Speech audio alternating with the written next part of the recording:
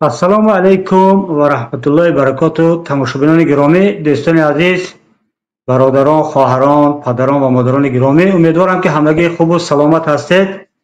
барномаи имрӯзи 60 дақиқа рӯи эфир аст ва ман бо шумо ҳастам, Салим Султонзода. умедворам ки ҳамагӣ хубу саломат ҳастед. дӯстони азиз, мана хел ки медонед, ҳар рӯзи шанбе мо як барномаҳое дорем дар канали Паймон Лайв ки марбут аст ба Паймони Миллии Тоҷикистон ва мавзӯъҳоеро матраҳ мекунем ки мавзӯи доғи рӯз аст. аз нигоҳи сиёсӣ, аз нигоҳи сиёсатмадорон, як коршиносон таҳлилҳоро мегирем ва албатта бояд гуфт ки дар ин барномаҳои мо на танҳо афроде ки марбут ба Паймони Миллии Тоҷикистон ҳастанд, баъзе нафароне ки берун аз Паймон ҳастанд, умуман дар саҳнаи сиёсат фаъол ҳастанду мустақил низ ҳастанд, онҳоро низ даъват мекунем ва назару фикрашонро мегирем. ва аз ҳами шумо дӯстони азиз, тамошобини гиромӣ, дар ибтидо миннатдорӣ мекунам ки моро пайгирӣ мекунед, ба мо обуна шудед, фикру назарҳои худро менависед, ба тариқи мессенҷер ба худам ва ба дигар нафарон масъалагузорӣ мекунед. ин хеле муҳим аст барои мо. аз фурсат истифода бурда боз як бор дигар мегӯям ки аз онҳое ки обуна нашуданд ба ин канал хоҳиш мекунем обуна шаванд ва дигар дӯстон метавонанд инчунин моро, яъне ҳамин каналҳое ки марбут ба Паймон Лайв ҳастанд, бо ҳамин Паймон Лайв дар дигар шабакаҳои иҷтимоӣ мисли Инстаграм, ТикТок, Телеграм, Фейсбук низ пайравӣ кунанд. ва дар он ҷо албатта мо наворҳои кӯтоҳ ва наворҳое ки дар гузашта дар архива мо ҳастанд, онҳоро низ қайчи карда кӯтоҳ карда мегузорем. барои ин тими расона кор мекунад то ба мардум ва умуман ба миллат ҳарфу ҳиҷоие ки дар ҳамин атрофи Паймон ва умуман дар майдони сиёсат гуфта мешавад, онҳоро ба миён гузорем. ва мавзӯе ки ҳоло имрӯз мехоҳем матраҳ кунем, дӯстони азиз, ин ҳам бошад марбут ба муҳоҷират аст. муҳоҷирати меҳнатии мо тоҷикон. мутаассифона дар 30 соли охир дар натиҷаи сиёсатҳои хиратмандона гиреми ҳукумати имрӯза, хиратмандона албатта дурни нохунак, як қисми хеле бузурги қишри ҷомеаи мо рӯзаш, умраш дар муҳоҷират мегузарад. албатта муҳоҷират нони ғарибӣ талхии худро дорад. дуруст аст ки мо дигар ба ин чиз кам-кам одат кардем, миллати мо, аммо ин маънои онро надорад ки дигар мо ин мавзӯъро матраҳ накунем, ё мавзӯъ инро надорад ки мо дигар дар бораи муҳоҷирон фикр накунем. яъне мо бояд ки дар мавзӯи муҳоҷират, муҳоҷирон ҳамеша гӯем, фикр кунем, назарҳомонро ба якдигар пешниҳод кунем, назари коршиносонро гирем ва барои имрӯза мавзӯъро суҳбат кардан, матраҳ кардан, мо бародари азизи мо ки ба ҳамаи шумо хеле шинос ҳастааст, мудири пойгоҳи Паём ТВ, сиёсатмадор, рӯзноманигор Шавкати Муҳаммадро даъват кардем то бо эшон дар ин мавзӯъ як мусоҳибаe баргузор кунем. агар эшон дар студия бошанд, марҳамат. салому алайкум акои Шавкат. садотон нест бародарам? садои шуморо мо надорем. салому дуруд ба шумо ва ба тамошобинонатон. саломат бошед. ташаккур ба даъват. зинда бошед дӯсти азиз. медонам шумо як инсони серкор, як инсоне ки расонадор, дар корҳои сиёсӣ, дар корҳои ҷамъиятӣ хеле фаъол, аммо боз ҳам таклифи моро қабул карда мебиёед, омадед. ин худаш як лутфи шумо аст ва аз ин кори шумо, аз ин кардани даъвати мо аз ҷониби шумо барои мо хеле қадр дорад ва миннатдории худро изҳор мекунем. ташаккур, лутф мекунед. бародари азиз, дӯстам Шавкатҷон, ҳоло мехостам чӣ хел дар муқаддима гуфтам бо шумо дар мавзӯи суҳбат кунем, ҳамон бошад мавзӯи муҳоҷират. пӯшида нест, ин номи муҳоҷирро ман ҳам, шумо ҳам, дигар ҳамсину солҳои мо ҳам миллатҳои мо паси сар кардан ё карда истодаем.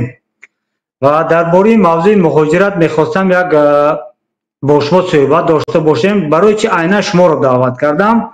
چونکه شما رو ما همچون یک روزنامه‌نگار فعال، یک سیاستمدار، بالای این شما عضو ریاست عالی حزب نهضت اسلامی ترکستان هم هستید، یعنی نفری که در میدان است و از این وضع، از وضعیت سیاسی اجتماعی ملت جامعه خوب آگاه هستند.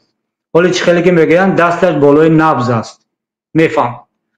به همین خاطر با شما خواستم امروزه موضوع رو مطرح کنیم و سوال ها البته در ذهنم چند سوال هست، اما میخواستم سوال رو در دوام مصاحبه بین هر دو ما پیدا شود آنها رو پیشنهاد شما کنم. اما در ابتدا یک سوالی چی میگید، سوالی که معمولی داده می شود، عموما وضع مهاجرت امروزی تاجیکان رو شما چی ارزیابی میکنید؟ یعنی تاجیکان، عموما تاجیکستانیان با مهاجر شدن و با مهاجرت رفتن در چی برد کرده ایستادن و چی باخت کرده ایستادن؟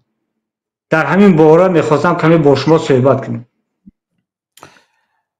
تشکر زیاد. متاسفانه از بردهای مهاجرین باختهایشان زیاد است، خصوصا باختهای معنوی خیلی زیاد هستند، چون اساسا مهاجران برای بردهای اقتصادی مهاجر می شوند و تا اینکه قوت لایمیت خود را دریافت کنند. اساسا به همین خاطر مهاجر می شوند، چون در وطن خود همون قوت لایمیت خود را هم که دریافت کرده نمی توانند، برای همین به هجرتی کاری می روند، به مهاجرت کاری می روند. در مهاجرت کاری کشوری میزبان با آنها شهر بی دروازه نیست، حتما قانونهای خود را دارد، قاعده های خود را دارد. هرچند پول به دست می بیارند و قوت لایمیت خود را دریافت می کنند، در عوضش خیلی ضررهای معنوی می بینند، از جمله با یار و دیار خود، با پیوندان خود، شاید با فرزندان خود، با پدر مادر خود زنده جدا می شوند، فرزندانشان زنده یتیم می شود و اینها باختهای معنوی هستند. و همچنین در روسیه به طلبات قانونهای روبرو می شوند که شاید از عهده اجرایش نمی برایند. اینها هم باختهای هست که آنها را برابری جای کار کافتن، برابری پول دریافت کردن، برابری جای زیست و زندگانی یافتن، این غم ها هم، این کلفت ها هم، این رنج ها هم عذاب می دهد. انا برای همین هم مهاجر تنها عذاب جای کار کافتن و جای کار یافتن و جای زیست یافتن نه، در برابر این عذاب ها و رنج و کلفت های معنوی هم می کشد.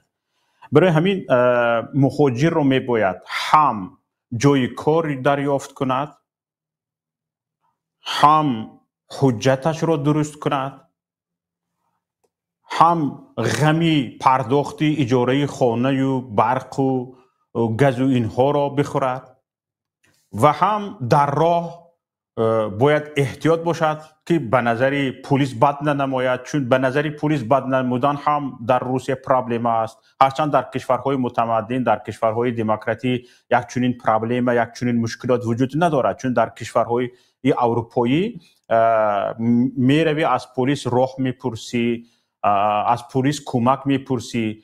در روسیه باشد از پلیس حجت داری یا نداری از پلیس میگریزی، برای آن که پلیس میتواند با وجود تمام حجت ها را داشتند و کمبودی حجتی نداشتند به سر تو مشکلات دیگری را بار کند و تو را به جوابگری بکشد یا از تو پول بستاند، چیزهای دیگر. برای همین مهاجرت به روسیه از مهاجرت به کشورهای متمدن، از کشورهای مثل اروپا یا کشورهای دیگر فرق میکند. کسانی که شهروندان تاجیکستان، مهاجرانی که بر روسیه میبیایند در اینجا جای کار میجویند، باید نه فقط قاعده بود و باش، بلکه مناسبت با پلیس، مناسبت با اطرافیان رو هم رعایت کنند، چون مناسبت با اطرافیان هم در روسیه خیلی چیزی ضرور شده است. چون پیشتر فقط به پلیس مقبول نشوی مشکل بود، حالا به گرد اطرافیان در کوچه، به مردمان بومی هم باید استراحت راست بیاید. اگر استراحت راست نامد در کوچه لطکوب میشوی، بلیس برده میکشندد. فرزندت در مکتب هم باید نصیحت بکنی که با همسنفانش، با یار دوستانش، با هم مکتبیانش زبان بیابد. خیلی مشکلی های پیچیده برای مهاجر وجود دارد که باید رعایت کنند. خیلی خوب گفتید. حالا واقعا مشکلی بالای مشکلی است، اما اینجا ببینید برادر عزیز، در نظر اول اگر گوییم که مهاجر عموما یک مهاجر مهنتی تاجیک مثل که بی‌صاحب است در روسیه و در دیگر کشور، در قزاقستان نباشد، در جایی نباشد، حالا که در انگلیه هم آمد، در اروپا هم مهاجرت میکند، مثل که بی‌صاحب است. یعنی بی‌صاحب خیلی با کدام معنا؟ با معنایی که حکومت کشور، حکومت تاجیکستان نسبت به مهاجران عموما اعتبار نمیتیند، با آنها کمک، با آنها مثال دستگیری، این خیلی گپ نیست.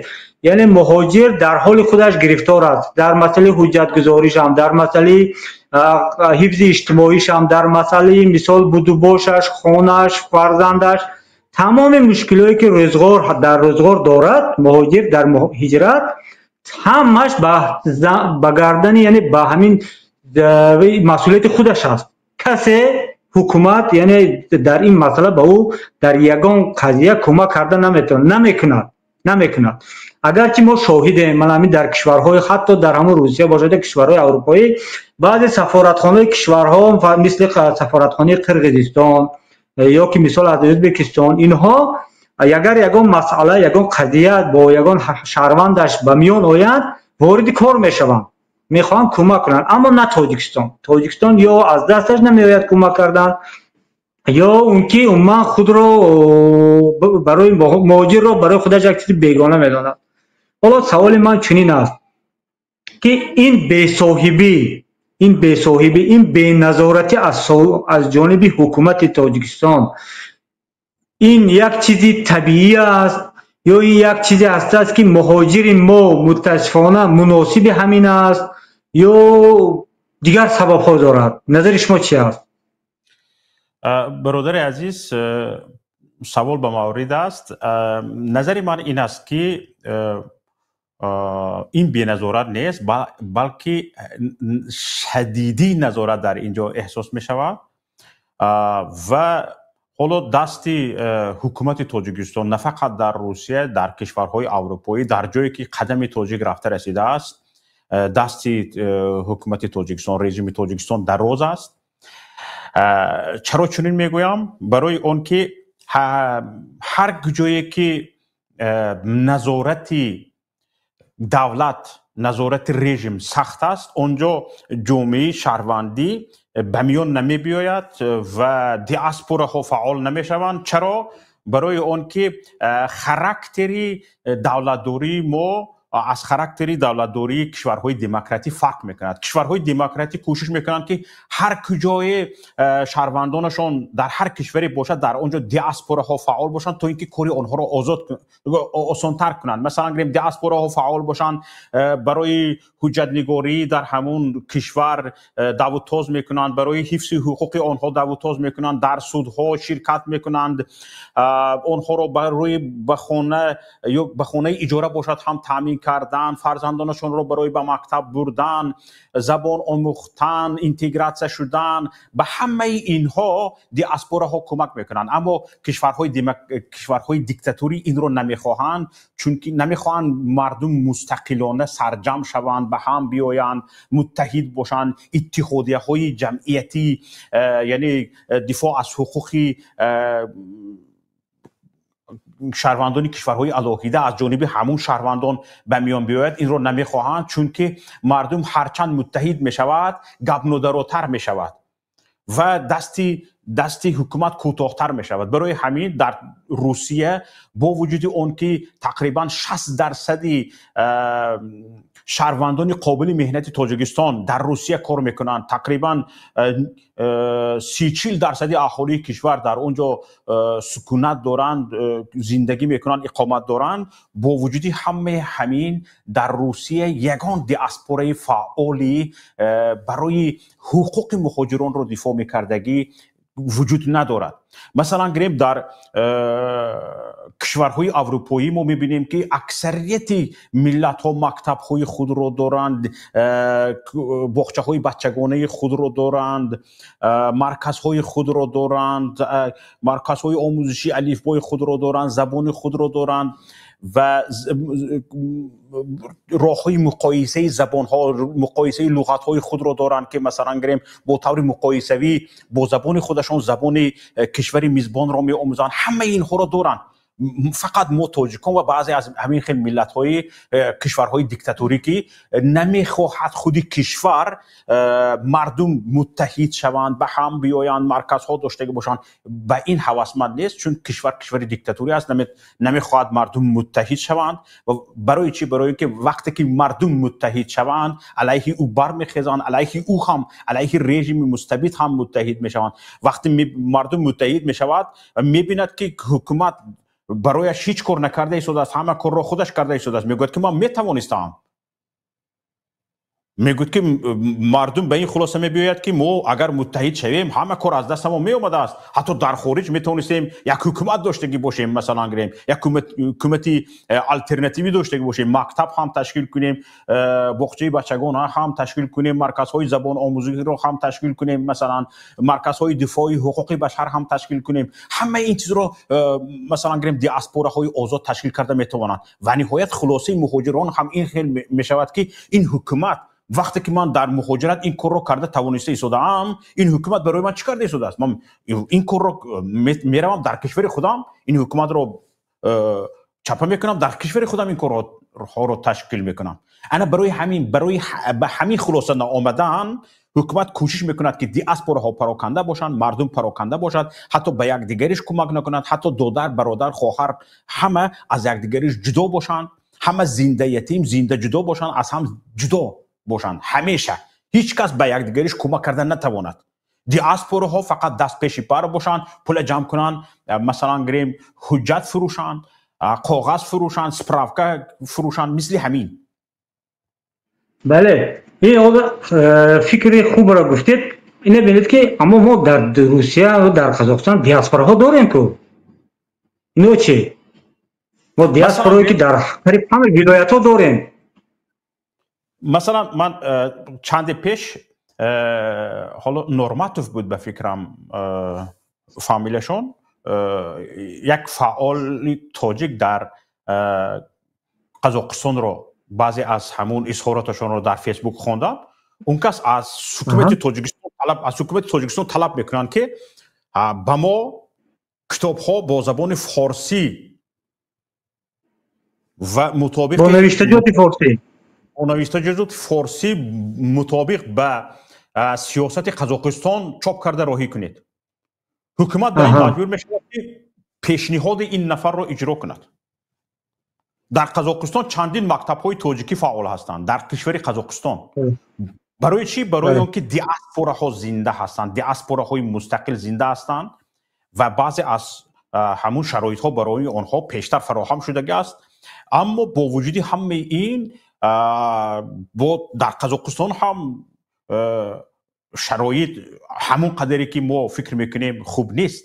مثل روسیه است، میبیارن دیاسپوراها رو پخش میکنن، یا اینش رو بزیدی اینش، ویش رو بزیدی ویش، اینش رو بوزی اینش، ویش رو بوزی ویش میکنن. بعد در این مابین کی ضرر میبیند؟ خودی مهاجری تاجیک ضرر میبیند. بعد نسبت همدیگر شبهه ها ایجاد میکنن و تو مجبور میشوی که نسبت همدیگر شبهه کنی و یک گپی میگفتگی، یک درد دلت، یک کمبودیت رو به یک دوستت نگویی، به یک همدیارت، هموطنت گفتن نتوانی. نه در روسیه، حتی در قزاقستان که ما میگیم بعضی از دیاسپوراهای فعال هم وجود دارن، در قزاقستان هم شرایط همین طور است. همون روسیه شاید بعضی فرقیت ها وجود داشته باشد که خوبتر نیست. این رو بینید که برادر عزیز شما خوب گفتید. در اینجا شما نقش دولت رو یک معین کردید که دولت چی کارها کرده ایستاده تا آنها زیر نظارت باشند. به نظر من که نظارت کردن مهاجران از جانب حکومت تاجیکستان بیشتر در سطح امنیتی است تا که همین شهروند با امنیت همین حکومت خطر ایجاد نکند یا آینده یک خطرزان نشود. این در این ساحه بله نظارت دارم، اما در سطح حفظ اجتماعی، در سطح معارف یا دیگر سطحی که بیرون از قضیه امنیتی هستند، حکومت آنها رو به نظر من است بی نظارت مانده است، یعنی کمک ها نمیکند. آیا این فکر من درست است یا در سطح فرهنگی و هم آن نظر دارم؟ اصلا نگاه کنید، این چیز نه فقط در مهاجرت بلکه در خود داخل تاجیکستان، مثلا اگریم ساحه معارف یکی از فساد ترین نهادها هست و یکی از کم فعالیت ترین یا اینکه فعالیتش قابل قبول نبودن نهاد این وزارت علم و معارف تاجیکستان است. چرا ما درباره خارج، درباره مهاجرت گپ زنیم در حالی که در داخل تاجیکستان هم وضعیت خیلی بد است در ساحه معارف؟ چرا خود دولت هوسمندی پیش رفتن ساحه معارف نیست؟ اگر خود دولت هوسمندی پیش رفتن ساحه معارف باشد، در این عصر 21 خیلی راههای پیشرفت آسان شده است. هیچ نباشد مکتب ها با تکنیک های معاصر تامین می شدن و بسیار درس های ویرتوالی تشکیل می شد. در اکثریت مکتب ها اگر در تاجیکستان نرسیدن آموزگاران احساس می شود، اگر وزارت معارف تاجیکستان خودش را با تکنیک حاضر زمان مجهز گرداند، اکثریت در دست تلفن دارن، در خانه کامپیوتر دارن، نوتبوک دارن، مکبوک دارن، لپتاپ دارن و پلنشت دارن، با اکثریت اهالی جمهوری تاجیکستان، به خانه اکثریت اهالی جمهوری تاجیکستان وزارت معارف وارد میشد. حتی نه فقط به خوانندگان، به پدر و مادرشان، به پدر و مادرانشان درس های الهیده میگذاشت که چگونه با خوانندگان مناسبت کنند، چگونه فرزندانشان رو تربیت کنند، چگونه باید باشند. حتی تلویزیون، تمام تلویزیون ها در دستش است. همه این در یک ساعت های معین در اختیار وزارت معارف قرار می گرفت. نه فقط خوانندگان در مکتب بلکه خودی پدر و مادران هم مناسبت با فرزندانی عصر 21 رو یاد میگرفتن، چون که فرزندانی عصر 21 است فرزندانی عصر پیشین یا 10 سال 15 سال پیش فرق دارن. امروز هر یک فرزندان در دستش تلفن هوشمند است، یعنی اسمارت فون ها در دستشون است، پلنشت ها در دستشون است، اهل گفتگویشون، اهل همصحبتشون، یعنی منبع اینفورماسیونشون در کیسه اشون است و حتی در خونه هم اهل صحبتشون و اهل مناسبتشون همون تکنیک حاضر زمان است. بنابراین وزارت معارف رو لازم است که حتی با پدر و مادرها مناسبتش رو معین کند و پدر و مادرها رو هم به تعلیم بگیرد، اما هیچ کار وجود ندارد. نه پدر و مادر، حتی به خوانندگان مکتب یگان اهمیت وجود ندارد. اینش رو میکشد. حالا من درست شد با یک مسئول دولتی از شهر دوشنبه هم صحبت شدم، میگوید که نام مرا نگیر، لیکن همون مواد مخدر برای طلبه های مکتب مثل نوس و سیگارت شده است. مواد مخدر برای طلبه های مکتب، دختر و پسر فرق ندارد.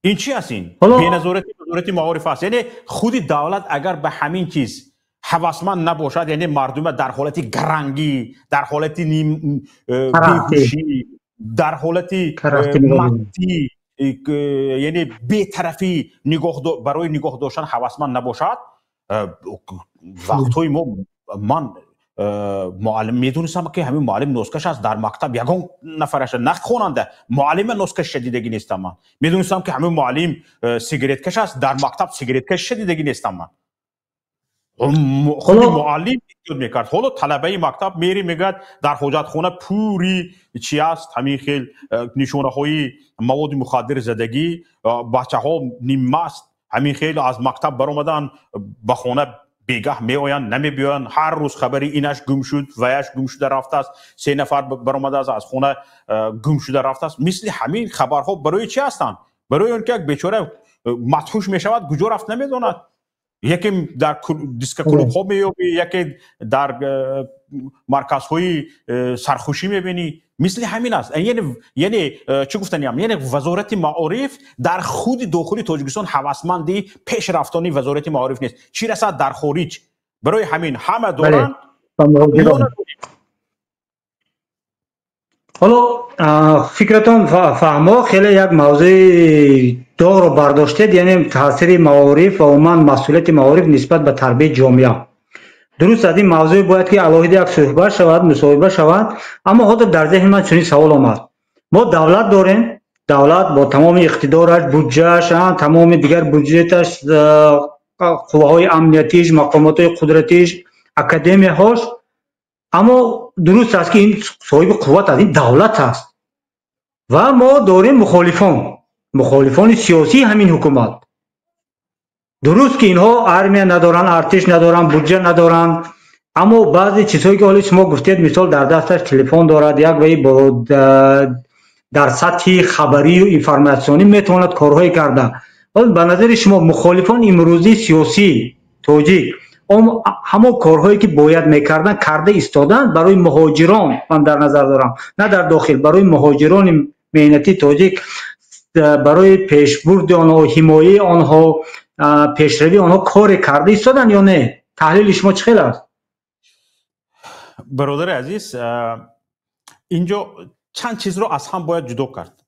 مخالفان رژیم تاجیکستان امروز اساساً در یک حالت آماده رسیدگی هستند که در این طول 10 سال هجرت به نظر من شخصا، این نظری شخصی من، به یک خلاصه آماده رسیدگی هستند که باید فعالیت آنها طبق اقتدار، طبق قدرتشان باشد. به کجا زورشان میرسد، تا کجا زورشون میرسد باید همون کار رو بکنن. مثلا گریم اگر مخالفان سیاسی رژیم تاجیکستان امروز مسئله مهاجرت رو به عهده بگیرن، اقتصاد رو به عهده بگیرن، از همین 6000 کیلومتر ایستاده و بسیار مسئله های گلوبالی رو به عهده بگیرن، از عهدهش نمیبراین. حاضره فرض کردیم حزب نهضت اسلامی تاجیکستان یا در ائتلاف پیمان ملی تاجیکستان، چخیلی که من مشاهده کرده ایستادم، به بعضی چیزها افضلیت داده هستند. افضلیت این است که جامعه بین المللی رو برای مبارزه های مشروع متقاعد کردن و برگشتن به تاجیکستان. یعنی افضلیت داده شده است به مناسبت های بین المللی، به واخوری ها با کورپس های دیپلماتیک، کشورهای علاقیده، بدون هیاهو، چون که همون کشورهای علاقیده که با آنها صحبت میکنی راضی نیستند که صحبتت با آنها، مناسبتت با آنها رسانه شود. کورپس های دیپلماتی هم همچنین، سازمان های بین المللی هم همچنین. یعنی بدون سر و صدا باید همه هوش و یادت رو به آن بندی که یعنی انا همین رژیمی امروزه که تمام مصیبت از دست اوست، تمام مصیبت ملت تاجیک از دست اوست، باید از او هر چه زودتر رهایی یابی. برای رهایی یافتن اول باید جامعه بین المللی رو به آن قانع کرد که واقعا انا همین رژیم مصیبت تمام ملت تاجیک است، سبب نابودی، پراکندگی و سرگردانی تمام ملت تاجیک است و همه این چیزها باید روی میز گذاشته شوند و جامعه بین الملل باید متقاعد شود و برگشت مخالفین هر چیز زودتر نزدیکتر شود به تاجیکستان. اما مسئله معارف میتواند برنامه مخالفان باشد. مسئله معارف، اقتصاد و همه این چیزها باید برنامه در پیش ایستاده یا که در روی میز داشته مخالفین باشد که من دیگه احزاب رو نمیدونم.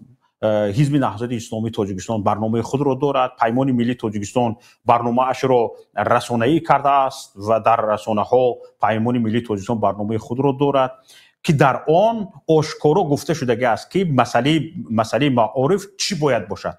حالا مثلا بعضی کسا گفتن میتونن که عمومی گویی نکنیم و یعنی با واقعیت نزدیک گپ زنیم. با واقعیت نزدیک گپ زدن همین است که دوستان عزیز، تا ما انا همین رژیم همین روزه سرنگون نکنیم، تو انا همین رژیم همین روزه از با راههای مشروع سرنگون نشود و یک حکومت قانونی به سر قدرت نبیاید، در وزارت معارف یگان مخالف، یگان کس، یگان دیگرگونی از دور ایستاده به میان آورده نمیتوند.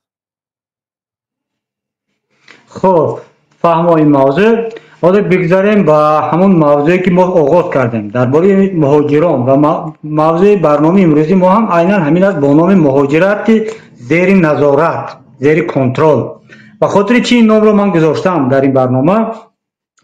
حالا اینجا در صحبتی که شما در سوال اول گپ زدید یک عباره استفاده بودید، قانون میزبان. دولت‌های میزبان قانون‌های خود را دارن برای مهاجران.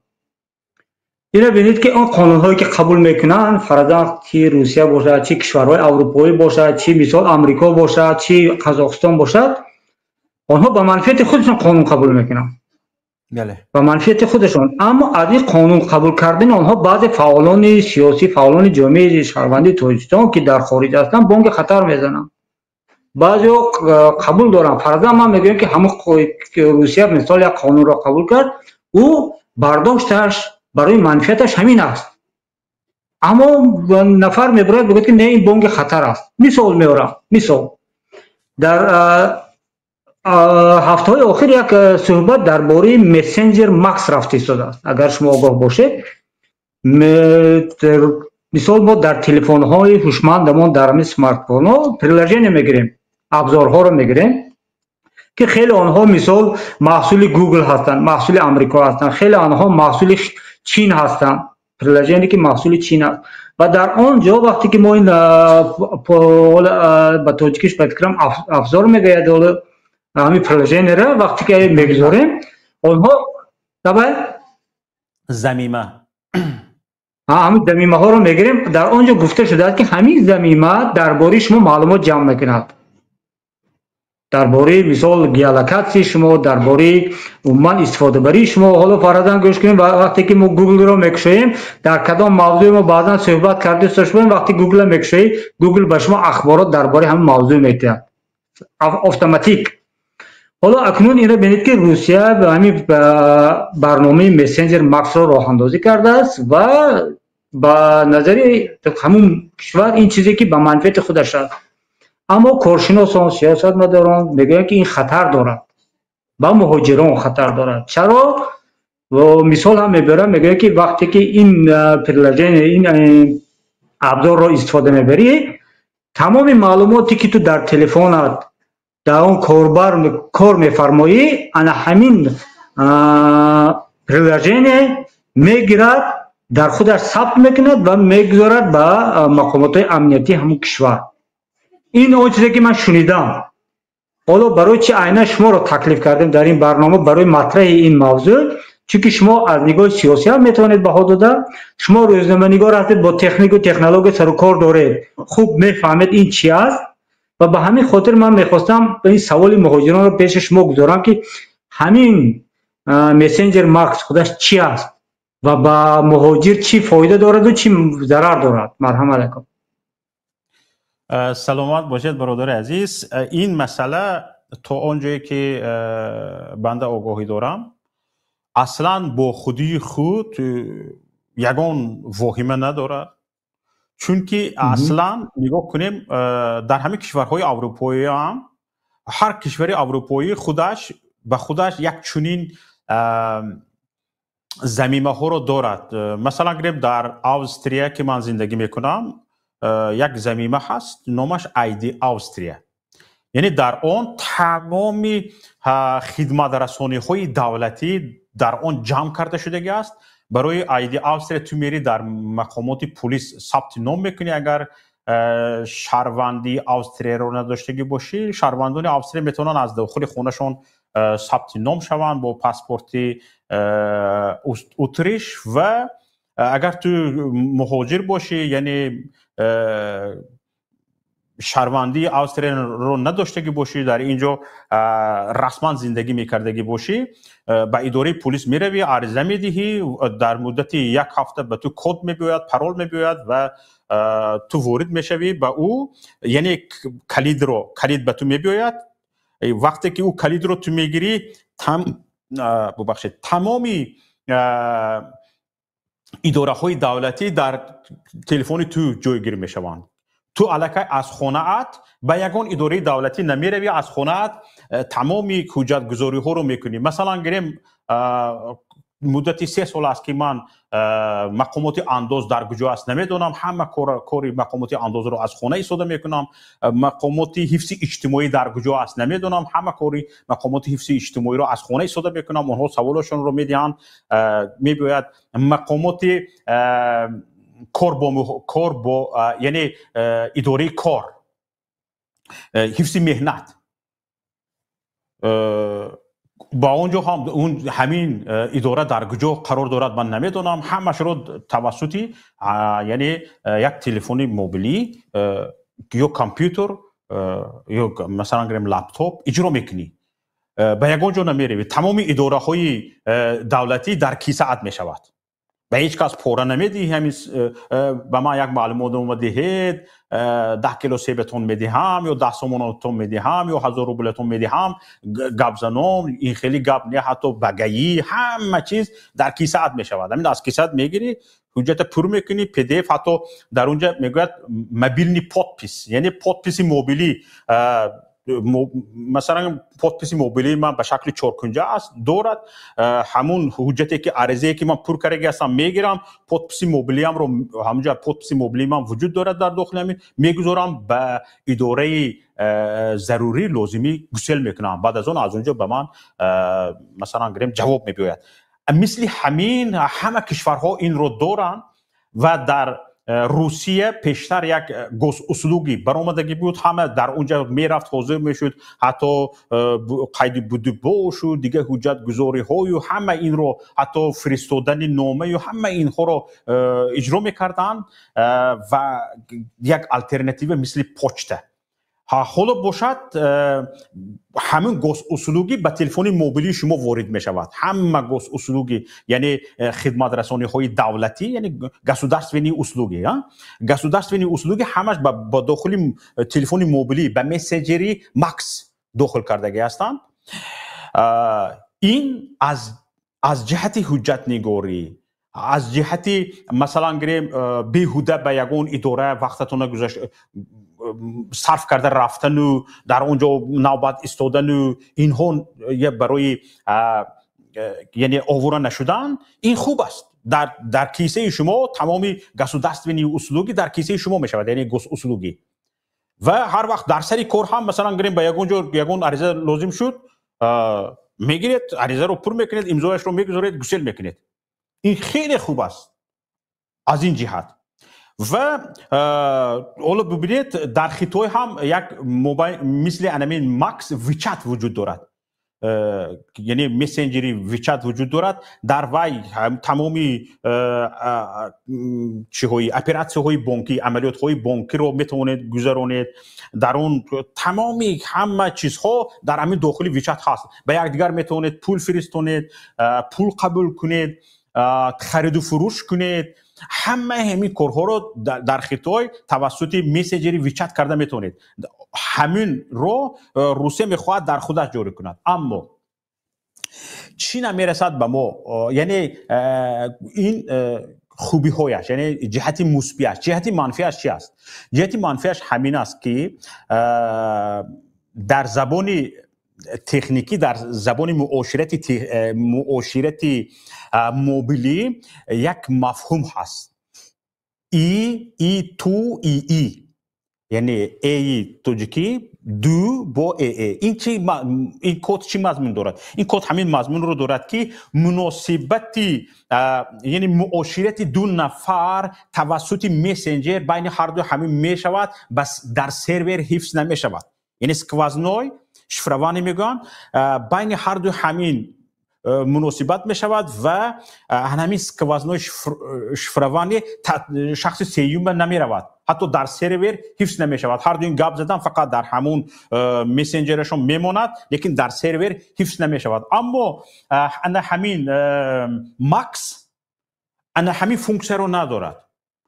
تمام مناسبت ها، تمام معاشرت های موبیلی توسط این همین مسنجر ماکس در سرور حفظ می شود. در سرور حفظ می شود مضمونش همین که تمام مقامات امنیتی از تمام گفتگوهای شما باخبر هستند. مقامات امنیتی فیس بی ام و دی کدامش که نباشد، با چندین مقامات ها هستند که برای ما فعالیت اونها نوروشن است، لیکن اکثریتش برای مثلا نظارتی همین خیلی مسنجر هست، گفتگوها هست، پیشگیری تروریسم و اکستریمیسم و اینها هست. برای اونها توسط همون مسنجر ماکس نظارت چنین گفتگوهای غیر قانونی اکستریمیسم و تروریسم و اینها آسان تر است. یعنی همین یعنی سکوازنوی شفروانی و همین یعنی به شخص سیوم نرفتنی معلومات مسنجر ماکس امین نیست. یعنی جهت منفیش همین است. یعنی می شود گفت که یعنی همین برنامه، همین زمینه دسترسی مقامات رو به همون تلفن همون شخص باز میکند. درست؟ بله. ماکس یعنی اگر من همین مسنجر رو استفاده برم، یعنی همین تلفن من پورا زیر نظارت است. بله. نه فقط خودی تلفن، وقتی که شما همون مسنجر ماکس رو در تلفنتون نصب میکنید، علاقه تمام خاراکتریستیکی تلفن شما توسط ایمیل بله ایمیل تلفن و در اختیار مقامات دولتی میتید. و نه فقط تلفن شما، حتی میکروفونش کی مقامات دولتی خواهد کار میکند، کامراش کی خواهد کار میکند، همه اینها رو دارد. برای همین چی راه وجود دارد؟ بله. چی راه وجود دارد؟ شما میتونید اساساً به مهاجران توصیه من این است که از خریدن تلفن های قیمت خودداری کنند، خصوصا تلفن های آیفونی، مثلا آیفون 14 پرو ماکس و ماکس و پرو ماکس و 15 و ماکس و پرو ماکس و 16 و ماکس و پرو ماکس، اینها همش تلفن های نوپره هستند. یگان تاش فونکسش پوره نشد دیگرش برآمده است، فونکسش پوره نشد دیگرش برآمده است. یگان تاش فونکسی پوره ندارد، بغیر از همین دو سه چیزهایی که شما میدونید، کامرای مثل همین ها چیزهای پوره ندارن. از این خیلی تلفن های مثال گیریم 150,000 و 200,000 خریدن پرهیز کنید. یک تلفنی بجای این باید مهاجران، نه فقط مهاجران، حتی شهروندی روسیه رو داشتگی باشید هم مجبور است دیگر شهروندای کشورهای غیر دموکراتی، کشورهای دیکتاتوری مثل روسیه، تاجیکستان، مثل همین ها باید 2-3 تلفن داشتگی باشن. یک تلفنشون تلفن مثلا گریم یک تلفن حجت نگاری که در رای مثلا گریم دولت مجبور میکند تو باید مسنجر ماکس رو داشته باشه، با او مسنجر ماکس رو نصب میکنی، همه ایمیل رسمی، همه اصولگی رو توسط همین میکنی، حجت نگاریت رو حجت نگاری بانکیت، کاریت، مناسبت با جای کارت، همشه در همون استنافکه میکنی، همشه یعنی نصب میکنی و همه کارهای رسمیت رو توسط همون میکنی. لیکن کسایی که مثلا گریم بسیار شخص هستند که بسیار آزادی رو دوست می‌دارن، آزاد گپ رو دوست می‌دارن، هم میتونن مثلا گریم در گپ‌هایشون قهرشون بیاید حکومت رو حقارت کرده میپرتوین، قهرشون بیاید برایت مثلا گریم صاحبی جای کار رو نچلنیکشون رو حقارت کرده میپرتوین. مثل همین در این برای همین کوشش باید کرد که یک تلفن دیگر باید داشت. مثلا گرم در وای واتساپ وجود داشته باشد، تلگرام وجود داشته باشد، دیگه مسنجر ها وجود داشته باشد، اما یک تلفن شما مخصوص برای حجت اگر مجبوری اولا گفته سودان یعنی نصب ضمیمه ماکس مسنجر در روسیه حتمی شده است. بگذار چنین باشد، قانون رو رعایت کنید، قاعده رو رعایت کنید، ضمیمه ماکس رو نصب کنید و در خانه گذارید. هر وقت که حجت لازم شد، مناسبت بانکی لازم شد، با جای کارتان مکاتبات لازم شد، یا اینکه داد و گرفت حجت ها، فرستادن حجت ها و غیره به جای کار و اینها لازم شد، با همین تلفن اجرا کنید کارتان رو، باز خاموش کرده مونید و با همون تلفن هر چیز رو اجازه ندهید. استفاده میکروفون، استفاده کامera، این چیزها رو به هر یک یعنی ضمیمه ها اجازه ندهید و باید زیر نظارتتون باشد. و یک تلفن دیگر که دارید، مکاتبه با مثلا گریم اهل دیار یا خیش و تبار و یار جوره ها، استفاده واتساپ، تلگرام، اینها مثلا گریم شما میتونید. چون برای چی اساساً بین ماکس و مسنجر ماکس و بین مسنجر واتساپ چی فرق است؟ انا همین сквозной شفروانی میگه، انا همین فرق دارد، یعنی همون کد ای تو ای در ماکس وجود ندارد، در واتساپ وجود دارد. واتساپ که وقتی که شما گپ میزنید، واتساپ که وقتی که شما مناسبت میکنید، معامله میکنید، شخص سوم نمیفهمد و حتی به سرور وارد نمیشود همون مکاتبات شما، همون صحبت شما. این کفالت صاحبان واتساپ است، صاحبان همین مسنجر است. و برای چی حالا بسیاری ها مهاجران میترسن، مثلا گریم بعضی ها واهمه میکنن که من با واتساپ گپ زنم، حکومت تاجیکستان میفهمد، همش میدانست است، من آمد پرسید این خیل کرد اون خیل کرد. اصلا این دروغ است دوستان عزیز. اگر همین گپ راست می بود، مهاجران عزیز، اگر همین گپ راست می بود، روسیه واتساپ رو نمی بست و بجایش ماکس نمی آورد.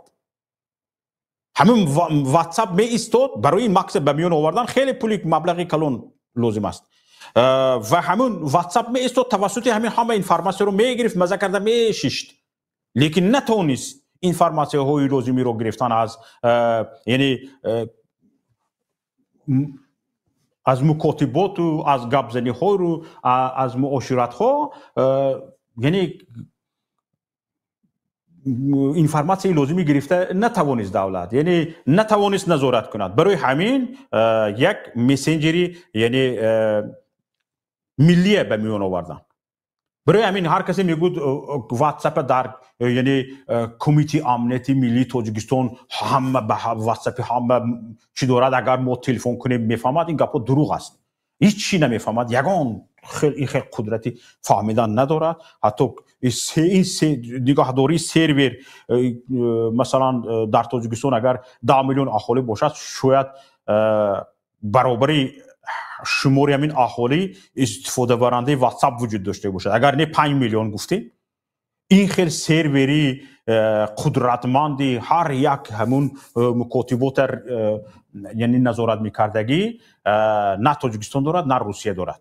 برای همین این گپا دروغ است. اگر دروغ نمی بود همون واتساپ کفایه بود. حالا همین فرقشون همین است.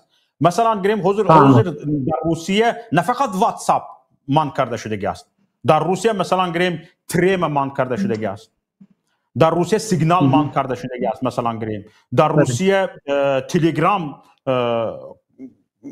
ضعیف کرده شده است. برای چی؟ برای اینکه در یک حالتی مثلا گریم نیمه جنگی که روسیه دارد، مردم از نظارت بیرون نباشند.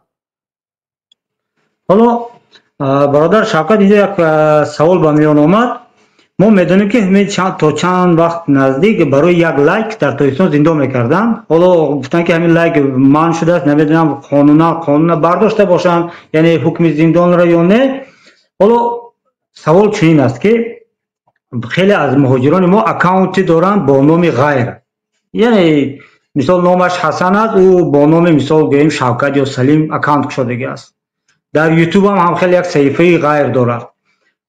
و در همون نظرهای انتقادی خودش یا کانتاکتش با مخالفان رو راهگذاری میکند، یا که مثال همین برنامه ما رو تماشا میکنه، در همین رفتار، در همین عمل مسنجر چیکار کرده میتونه؟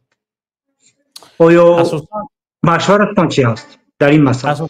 اساساً توصیه من این است که توسط همون شبکه‌های اجتماعی که در اونجا میتواند آی پی آدرس شما رو معلوم کند، میتواند نام شما رو معلوم کند، میتواند چه کسی لایک مونده است اون رو معلوم کند، یعنی ویدیو تماشا نکنید. ویدیو همه ویدیوهایی که به دولت به حکومت خوش نمی بیاید، مثلا گریم شاید توسط تماشای اون ویدیو شما به جوابگری کشیده میشید یا توسط لایک موندن به جوابگری کشیده میشید، توسط این گونه شبکه‌های اجتماعی خواهیش تماشا نکنید، خودتون رو سرتون رو به درد گرفتار نکنید.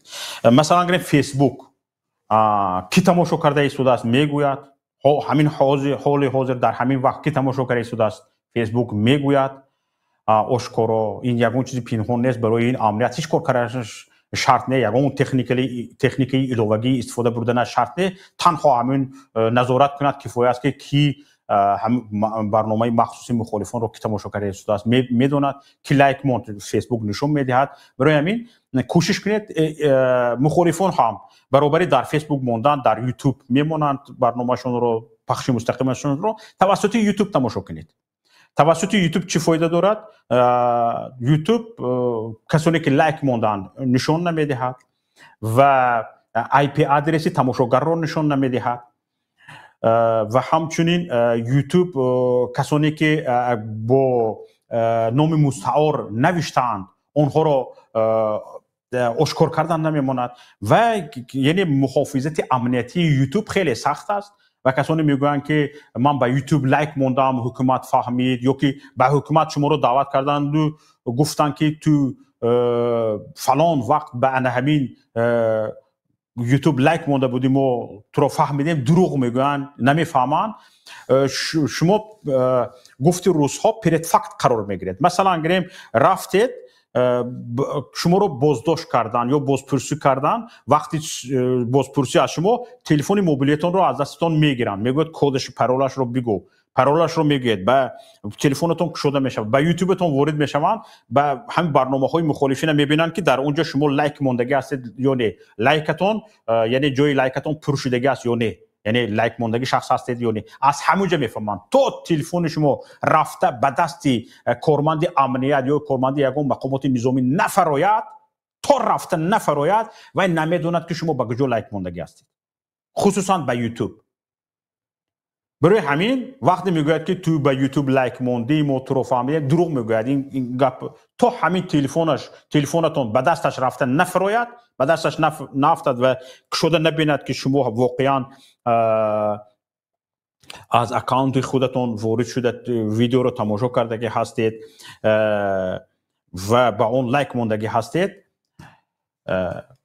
یگون خیلی حالت فهمیدن، شرایط فهمیدن رو ندارد. اما فیسبوک، برای فیسبوک یگون تکنولوژی الوهیده لازم نیست. هم تو فقط مثلا گریم شوکت محمد در یک برنامه برآمد کرده ایستاده است و اگر در فیسبوک باشد همونجا الکی فلانچی همین برابری وارد شدنتون اینفورماسیون عمومی می شود، یعنی اینفورماسیون عمومی می شود که فلانچی الکی وارد شد ویدیو رو تماشا کرده ایستاده است، قید کرده میگیره فلانچی وارد شد تماشا کرده ایستاده است. برای همین اگر در جای امن نباشید، در جای باشید که امنیتتون آسیب پذیر است، لطفاً از فیسبوک پخش مستقیم و ویدیو پخش مستقیم تماشا نکنید. ویدیو تماشا کردید یا خط خوندید، این یگون خطر ندارد، لیکن لایک نمونید در فیسبوک. اگر در جای امن نباشید لایک نمونید. لایک موندید، نامتون فامیلتون در همون که ها لایک مونده است مخصوص فونکسی دارد، میبینید که که ها لایک موندگی هستن، که ها پدلیت کردگی هستن، که ها مثلا همش نام فامیلش کتی میبراید. برای همین اگر در جای امنیتتون آسیب پذیر است، شما تنها بخونید، معقول است معقول نیست او قلبان، لیکن جایتون امن است، لایک گذارید، پدلیت کنید، و ما بر این برنامه میکردیم ها هم خیلی خرسند بشیم که شما لایک گذاشتید و پدیلیتسا کردید. اگر در جای امن باشه، در جای ناامن باشید، مسئله فیسبوک هوشیار شوید، چون که فیسبوک فونکسش همین است. این خیلی نیست که مثلا اگر فیسبوک به نظر گرفته باشه که در تاجیکستان یک کشوری دیکتاتوری است و پرزیدنتش ظالم است و وحشی است و این خیلی است، مخصوصی تاجیکستان مثلا اگر تمامی دنیای به نظر نگیرد و مخصوص تاجیکستان به نظر بگیرد و گویا که نیوی در تاجیکستان امام رحمان وحشی است، مردمش میخورد، برای همین فونکسی لایکمونه پنهان کنیم، میخیل کنیم، گفتنی گپ نیست. لیکن یوتیوب به همین چیزها خیلی نزدیک رفته شده است. یوتیوب یک چیز خیلی شبکه اجتماعی خیلی مرکب است و خیلی به نوبت گرفته است. خیلی یک مشورت‌های مفید بود برادر شوکت. یعنی بعضی خیلی از صحبت‌های شما من گوش کردم. باور دارید برای مهاجران این چیز یک اخبارات است که باید گفته شود. مهاجر او یک انسان است. انسان پس یک انسان احساسات هست است. انسان با یک ارزش محور هست است. انسان هست که اعتقاد دارد و با غیر از این پس یک انسان عائله دارد، فرزند دارد، پدر و مادر دارد و یک عمل همون انسان، یک عمل همون مهاجر در همین رسانه ها باعث میگردد که مثال همین چیزها بالا اینها ظلم شود و آزادیش تهدید میکند و خانوادهش تهدید میشود. و برای اینکه حالا عصر تکنولوژی هست و انسان داند که در کدام حالت او در امن است و در کدام حالت بهتر است که خودداری کند، این مشورت‌های شما خیلی مفید بودن. اکنون حالا شما مشورت چید به ما آدمایی که حالا در همین رسانه کار میکنیم، ما چه خیلی رفتار کنیم با مهاجر؟ و وقتی که من میگم دوستان عزیز لایک های خود رو گذارید، باز نشر کنید، کامنت های را نویسید، آیا این عمل من درست است نادرست است، من باید چیکار کنم اصلا در همین حالت حاضرم؟ اصلا حالا رسانه هایی که خودشون یک دقیقه عذر میپرسم کاپیتان بریدم. من برای چی سوال رو دادم؟ من میخوام اینجا منفیت همون مهاجر، منفیت همون شهروند در امن باشد، نه منفیت من. بله من میخوام که تماشابین بسیار داشته باشم، لایک بسیار داشته باشم، کامنت بسیار داشته باشم، اما در مد اول میخوام که همون مهاجر باشم. برای منفیت او چی باید من گویم؟ چیکار کنم؟ 3 دقیقه وقت داریم، مرحمت بود. اصلا رسانه هایی که خودشون رو احترام میکنن و تماشابینانشون رو پادپیسچیکایشون رو احترام میکنن، الکی سیستم کاری و سیاست کاریشون رو دیگه کرده هستن. اصول های مناسبتشون با تماشابینانشون عوض شده است. مثلا گریم در آخری هر یک رولی که میسازند رسانه‌ای میکنن، در آخرش مینویسن که این نوار، یعنی پدیلیست کردن این نوار شاید در روسیه برای شما مشکلی ایجاد کند، اما تماشا کردنش یعنی یگان بوکی ندارد. برای همین پدیلیست کنید یا که بازنشر کنید، بازرسانی کنید، به شرطی که به شما مشکلی نبیاید. خودی ببینید در جاهای ما کدام رسانه ها مشهورند، مثلا اگریم آزادی این گپ رو میگوید، نستایش وریم یا این گپ رو میگوید، در روسیه داشت این گپ رو میگوید، مثلا چون که در روسیه این رسانه ها همچون یعنی به خارجی شناخته شده هستند، اگنت خارجی شناخته شده هستند، دونسته شده هستند. ان برای همین شاید پدریتس کردن نوارهای آزادی و نستایش وریم یا داشت یا که پیام تیوی یا اینکه پیام لایف، اینها پدریتس کردنش مثلا گریم شاید مشکل ایجاد کند، اما تماشا کردنش یگان مشکل ندارد. برای همین در پدریتس کردن هم خیلی احتیاطکار باشید و این ترسانیدن نیست. اساساً ما خیلی دوست می‌داریم، خیلی می‌خواهیم که شما نوارهای ما رو پدیلیست کنید، به دیگر بازرسانی کنید، همرسانی کنید و چقدر که بازرسانی همرسانی زیاد شود همین قدر برای ما خوب است. لیکن هر کی بدون یگان فکر و اندیشه و غمخوری نسبت شما هم تو گفتم میگیرد که لایک مونید هیچ گپ نمیشود، پدیلیست کنید هیچ گپ نمیشود، به این گفته ها گوش نکنید. حاضر وقت این نیست دوستان عزیز. حاضر وقتی است که خودی حکومت ها گرنگ هستند. قریب در مابین 2-3 ماه یک دیگرگونی های تکنولوژی به میان آمده ایستاده است که قانون های 2 سال 3 سال بالاش کار کرده همین شب روز برآوردگی را خونسا کرده ایستاده است و باز در همون دومه دولتی نشستگی ها، در پارلمان نشستگی ها، تحلیلگرانی وضع جامعه، وضع سیاسی گرنگ شده ایستادند. 2 سال 3 سال برای یک قانون کار کرده میبرن، برای طرح یک قانون، لایحه یک قانون در 3 ماه خونسا میشود قانونی تیار کرده آمدگیشون. حالا شاید بعضی قبول نشده خونسا میشود. حکومت ها، دولت ها گرنگ شدگی هستند، در حالت یک خیلی در حالت با سرعتی یعنی ترقیاتی تکنولوژی قرار داریم تماشابینان عزیز. و چی میگو این حالت میتواند حکومت ها را در یک حالت اگریسیوی نگاه دارد یا به یک حالت اگریسیوی روبرو کند. در این حالت اگریسیوی اینو میخوان هر گونه یعنی محدودیت ها به میان بیارند تو اینکه کنترل، یعنی نظارت مردم، نظارت شهروندان، نظارت مهاجران، نظارت مهمانان، نظارت بود باش آمد و رفت، همه اینها زیر پرقدرت کرده شود. اما یک تکنولوژی نو میبراید، مثلا گریم حاضر واتساپ من کردن، به جای واتساپ یک تکنولوژی یک مسیجری دیگر میبراید، همه این کوشش ها را خونسا میکند. تماشابینان از همیشه به روزها در روسیه من نشدگی مثل تریم، سیگنال اینها من نشدگی یک مسنجر برآمدگی است، مسنجر برآمدگی است، استثمار آمریکاست، در کالیفرنیا ثبت نام شدگی است، زنگی نامش، توجیکی زنگی توجیکی است. نترسید، برای وی رقمی تلفن لازم نیست، رقمی سیم کارت لازم نیست، خودش رقم میدهد، حتی یگان خیلی ثبت نام خیلی چیزها لازم نیست. شما میگیرید فقط همین قدر که دوستتون هم همین زمینه زنگی رو در خودش نصب کردنش در کار و او رقم زنگی رو داشتنش در کار و رقم زنگی رو شما هم دانستنتون در کار و بین برای زنگ زدن رقم رو به همدیگر میدهید، گپ زدن میگیرید. خوبیش همین است که چنان موجش تیز است، با یعنی اینترنت پسترین همین خیلی کار میکند که برابر همین تگمه زنگ رو پخش کردنتون او زونو سیدینه این خیلی گپا وجود نداره. همین تگمه زنگ پخش کردی به نفری یعنی کسی که میخوای زنگ زنی الکی به وی زنگ میرود. تو این هم شاید بعد از 1 ماه 2 ماه 3 ماه 4 ماه 5 ماه 6 ماه ممکن بعد از 1 سال این هم شاید من شود، لیکن از فرصت استفاده برید به جای واتساپ.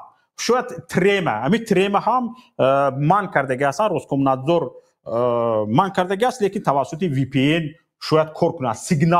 سیگنال در اروپا مثلا گریم در اروپا خیلی رایج استفاده برده میشود. این تریم در شویتزاریا ثبت نام شدگی است و یکی از اولیترین مسئله امنیتی مکاتبات، امنیتی گفتگو یکی از چیش اولیترین میگویند. لیکن در روسیه وقت طلب تریم هم به فکرم به 5 یورو میخری، پولکی است. تریم به 5 یورو میخری، لیکن در روسیه گفتن که نه، این باید توسط سیم کارت، توسط ثبت نام، توسط پاسپورت باید ثبت نام شود. تریم این رو یعنی قبول نکرد. برای همین روسکومنادزور محدودیت جوری کردگی است مثل واتساپ، لیکن این رو همه در روسیه استفاده نمیبرند. سلامت باشید بابای شوکت، خیلی مصلحت های مفید دادید برای مهاجران. امیدوارم که دوستان عزیز تماشابینان گرامی که حالا تماشا میکنن علاوه خصوص مهاجران این مصلحت ها رو به اعتبار میگیرن، اهمیت میدید و البته برای امنیتی خود و برای امنیتی نزدیکانتان از این مشورت ها استفاده برده آن را تامین خواهید کرد. با برادر عزیزم با شوکت برای که امروز تشریف آوردید و وقتتون جدا کردید میندارم. اگر یگان گفتنی داشته باشید در آخر مرحمت گویید، چون وقت ما هم به آخر رسید. تشکر. من مختصر همین چیز رو گفتنی هستم که من بعد یک چنین سیاست ها به میان میبیاید و باید همه آماده باشیم. در کشورهای دموکراتی یک کمتر دیگرگونه، لیکن در کشورهای دیکتاتوری خیلی دیگرگونی ها، این خیلی نظارت های شدید به میان میبیاید، می آموزند، میروند خطای می آموزند، میروند مثلا گریم ایران هم یک چی دارد، مسنجر دارد، به فکرم بله بود. این گونه مسنجر ها مثلا گریم می آموزند چه خیلی استفاده بریش رو و میبیارند شاید در تاجیکستان هم این رو جاری کنند و تاجیکستان این رو جستجو کرده ایستاده است روحایش رو. به این چیز آماده باشیم و همیشه کوشش باشیم که از یعنی همپای زمانه باشیم، از این چیزها آگاه باشیم. واتساپ چی فونکسیون ها دارد، وارد شوید آموزید. ویچت چی فونکسیون ها دارد، تلگرام چی، همه اینها یعنی معلومات های خودشون رو در شبکه جهانی اینترنت دارن. شما وارد شوید آموزید و قدم ها را باید دونسته باید منبعد مانیم. سلامت و سربلند و پیروز باشه. شاید در منبعد وقتی ماشین میخرید در تخ پاسپورت شریکانش مثلا اگر قد میشوند مثال گریم این چندین بار دست چندین فروخته شده ایستاده است، شاید منبعد تکنیک هایی که مثل تلفن و پلانشیت و کامپیوتر اینها هم شاید با تخ پاسپورت در آینده فروخته شوند و دست چندم از این دونسته شود و که ها استفاده بردگی هستند قید شود مثل همین. لیکن حاضر این تکنیک ها شفر خود رو دارند که علاقه در دست کیچی انفرماسیون دادگریفت شدگی است در تاریخش ثبت می شود. برای همین تلفن به فروختن هم خلاص نمیشه تماشابینان عزیز، یا پلانشت یگان کاری بده کردید فروختن هم خلاص نمیشه. در وای شما سیم کارت موندگی هستید، معلومات های خود جاری کردگی هستید، در وای در خاطر وای چند چیز ها موندگی هستید که وای برقرار می شود. برای همین هیچ وقت کوشش کنید که این در پای شما یک کشنگ است و پایتون یک زولانه است مثلی که برای همین کوشش کنید که در تلفن کارهای ناروا غیر قانونی وارد نکنید، مکاتبات غیر قانونی نکنید و حرکت کنید که تلفنتون از همه کارهای غیر قانونی پاک باشد. سلامت و سربلند و پیروز باشید. بهترین زنده باشد برادر شوکت. درست گفتید، مثل زولانه، مثل یک نامه اعمال است که در این حیات تکنولوژی امروزی ما.